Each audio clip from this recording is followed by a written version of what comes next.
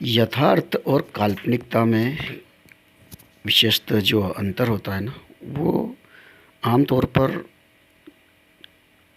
ख़ास ज़्यादा अंतर नहीं होता है, क्योंकि यथार्थ में हम लोग वर्तमान परिस्थितियों को परिदृश्य कर रहे होते हैं और काल्पनिकता में जो है मन की शक्ति का जो इस परिवेश से उल्लंघन होकर के काल्पनिकता के अंतरिक्ष में विचरण कर रहा होता है, तो उसी को अनंतता की यात्रा कह सकते हैं। और यथार्थ में थोड़ा बंदिशें होती है, जिसमें कुछ कैरिकुलम होते हैं, स्थिरता होती है, कुछ चीज़ें होती है जो उससे ज़्यादा नहीं हो सकता हैं। एक टाइम होता है, एक जगह होती है, किरदार होते हैं और कुछ वाक़ये होते हैं, तो उसका एक लिमिट होता है। लेकिन एक एक जो फ्रीनेस होती है काल्पनिकता में, वो दूर तलक जाती है और दूर तलक और दूर तलक, बहुत दूर तलक, अनंतता, जिसे हम मैथमेटिक्स में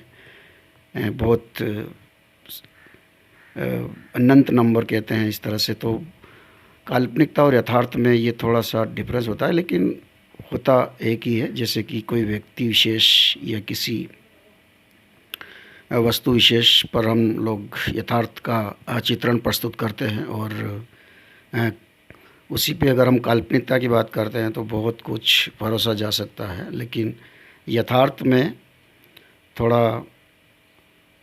यथार्थवादी होता है और काल्पनिकता में जो है वो कल्पनातीत होता है, तो थोड़ा सा उसमें मसाला ज़्यादा हो सकता है और यथार्थ में थोड़ा कम हो सकता है। लेकिन टॉपिक या फिर स्थिरता तो वही होती ना, सच्चाई तो, कि ये रियलिटी तो वही होती है कि कोई स्थान विशेष या व्यक्ति विशेष या वस्तु विशेष पर जो काल्पनिकता की जा रही है, यथार्थ तो वही है ना।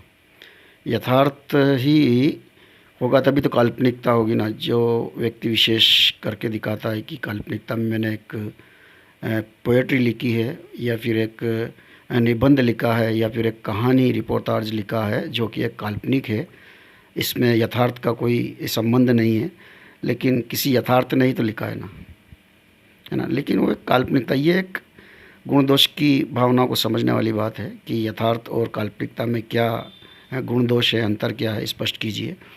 पर एक समझने की दृष्टि से मुझे ये जहन में आया कि इस तरह का एक छोटा सा वीडियो में बना के अगर अपलोड करता हूँ तो किस तरह के व्यूज़ आते हैं।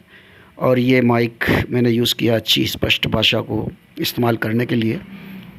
तो यथार्थ और काल्पनिकता में यही एक मेरे ख़्याल से ऐसा